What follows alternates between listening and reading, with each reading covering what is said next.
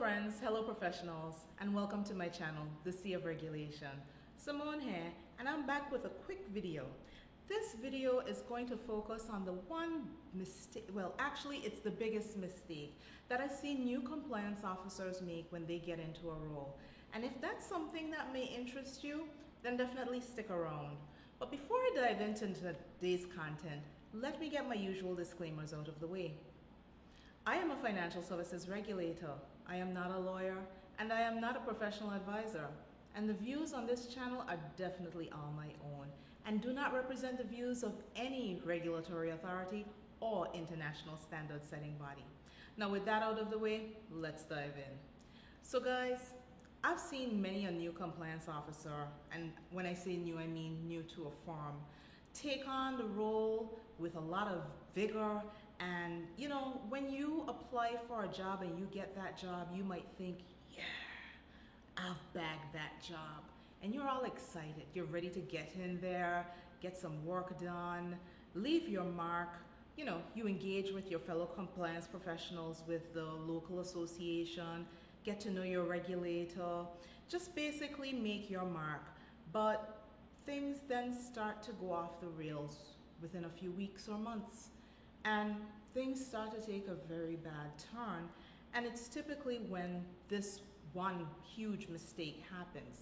You see, new compliance officers often jump into a job and don't check under the hood. Now, because the role of the compliance officer is so incredibly demanding, and there can be some pressure that is put directly on a compliance officer by regulators, it's important for you to actually see what's going on. Don't just walk in blindly. And that mistake is not carrying out an audit. Now, when I talk about audit, confession, I had a former life as an auditor, I'm not talking about external audits. I'm talking about assessing the state of play when you walked in the door. How is the firm maintaining its records? In fact, let's forget about records for a minute. How are they onboarding clients? When last did they train staff? Have they trained staff? What was the result of the training? Have they updated their manuals? When was the last time they updated their manuals? Do they have policies to cover things like sanctions, bribery and corruption? You know, other things like proliferation financing. Does that compliance manual have addressed their mind to dual purpose goods? Does the compliance manual need an update of its own? Have there been any regulatory inspections that require reporting requirements, or just reporting requirements in general? You see, without that audit to get a state of play, you could be walking into a minefield.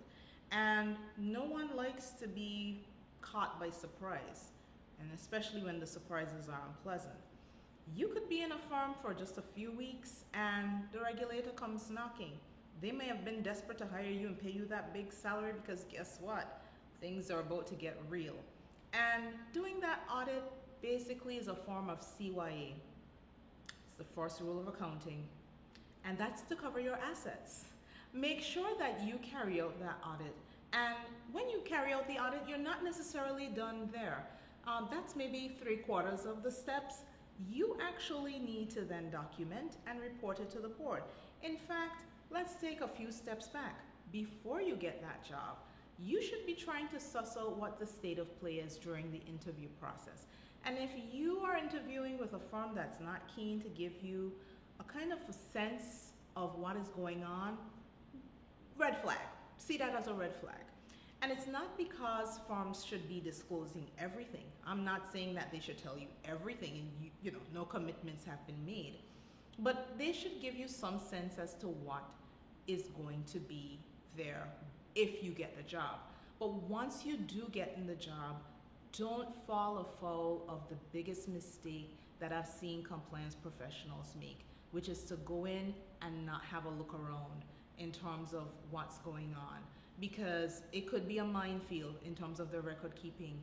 You could have staff issues that, you know, they're just not engaging in compliance, and some of those staff may actually be the equivalent of a sniper out in the field about to take your head off, and you wouldn't be aware of that unless you really try to examine what's going on. And the tone from the top, hopefully you've done your research, your due diligence on the firm to see what type of compliance culture they do have. Do they support compliance, or are they just paying it lip service? And one of the indicators that I've seen from the outside looking in, where I know that a new compliance professional has done the checks, they've kicked the tires, they've looked under the hoods, or they have situational awareness and see whether they are entering into a war zone. The biggest indicator is when that compliance officer leaves after 4 months, 4, 5, 6 months. It's not a year, and they realize, you know what, it's better off me looking for another job. And that's its own red flag. Now, it's not to say that I am advocating for people to just get up and quit. We already have the great resignation going on because of global circumstances or other drivers. But without that, if it is that you realize that you've walked in the door and after you get a sense of what's going on, this might not be for you, definitely just pack it up. Life is too short. Life is definitely too short. If you're up for a challenge and people are being very transparent about what's there and they're willing to help, then it could be a very good boost for your career. But either way, don't make the mistake to just go blindly in and let things happen. And if you've had this experience, drop it in the comments below. This actually works for a number of other professions. So again, if you think that this is something that is useful for somebody else, definitely clue them into my video. Sharing is caring. So I'd like you to share the video. I'd also like you to give me a thumbs up. It helps the YouTube algorithm. Subscribe if you haven't. And of course, you want to turn on that notification bell so that whenever I do drop a video, you are definitely in the know. I have some other videos that are targeted to compliance officers. Definitely look them up because they can help you navigate these rough seas, because never have I heard compliance officers saying that their job is easy. And if there's something that could make it a little easier, hopefully I can help add to that. So I'm going to wrap it up here, and I'll definitely catch you on the next one.